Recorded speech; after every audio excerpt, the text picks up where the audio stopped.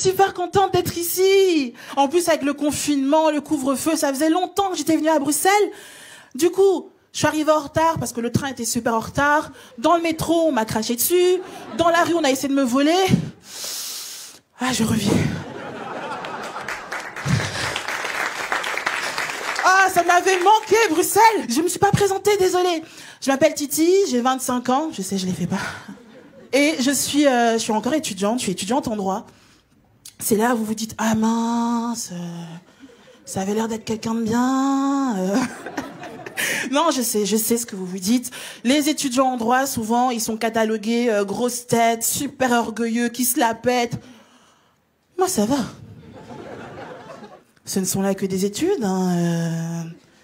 C'est pas comme si un jour on allait m'appeler maître.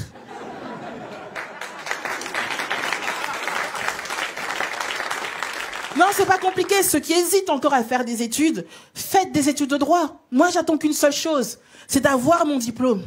Rentrer à la maison, regarder mon père droit dans les yeux et lui dire à partir d'aujourd'hui, c'est maître. La classe. Même dans le métro, ça fonctionne. Vous savez, les dragues super relous du style, c'est mademoiselle ou c'est madame? Frère, c'est maître.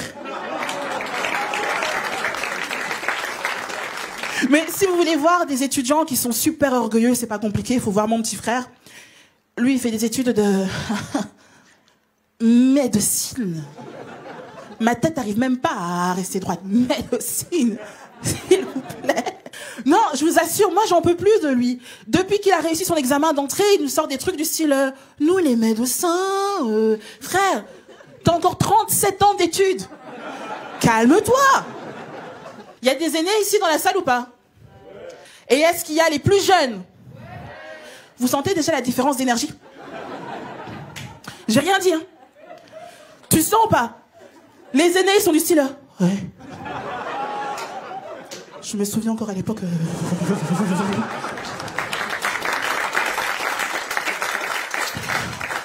Une mandarine à Noël, hein. Une, hein.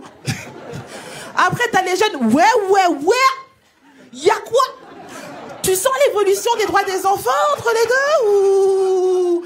C'est pas juste. Tu sais, nous les aînés, on a dû se battre pour des droits que vous avez. C'est vrai ou pas? Ouais. Alors si je te dis, va prendre la télécommande qui est là. Tu la prends.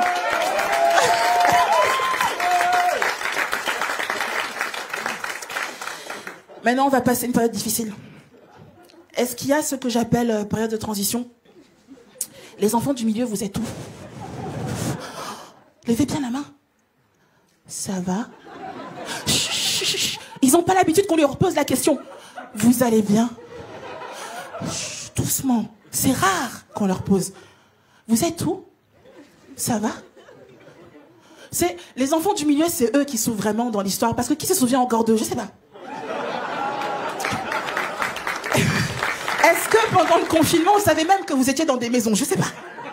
Non, ils me font de la peine. Tu sais, oui, ils réussissent dans la vie, mais pas trop. Ils sont ambitieux, mais pas trop. On dirait des petits flambis comme ça. Tu sais, c'est coussi coussa toute leur vie. Ils sont pas finis. Non, on va être sincère. Si je dois un peu illustrer tout ça avec des présidents français. L'aîné, c'est Sarkozy.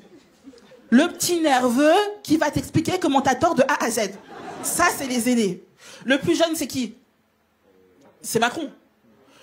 Non, mais c'est pas compliqué. Il y a cette phrase de petit, de dernier de la famille. T'entends le « je ne céderai à rien ».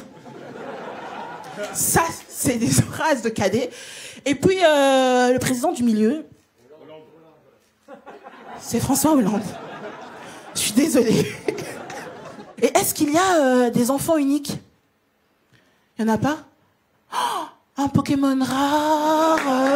Vite, une Pokéball.